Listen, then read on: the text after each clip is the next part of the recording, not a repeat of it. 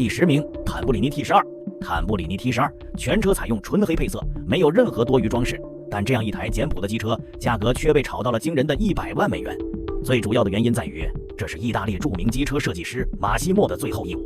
为了纪念马西莫，坦布里尼采用的全黑配色，在细节方面也能看到马西莫其他作品的影子。车头的设计和 F4 比较相似，仅左侧才有的粗壮摇臂支撑以及上翘的尾部，都让人联想到杜卡迪。而且坦布里尼 T12 不只是颜值爆表，更是实力派。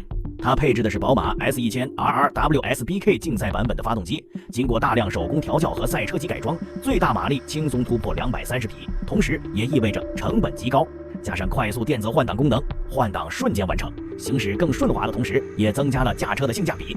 坦布里尼 T12 在细节方面也是近乎完美，全车多处使用碳纤维零件，减少车重的同时增加了质感。车轮以及连接后摇臂的主轴采用的是镁合金，进一步减轻车重。最终整车车重只有154.5千克，几乎达到极限。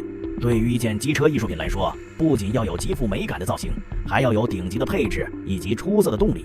而这辆塔布里尼 T12 全部符合条件，马西莫用他最后的智慧结晶，留给世人一台精妙的艺术品。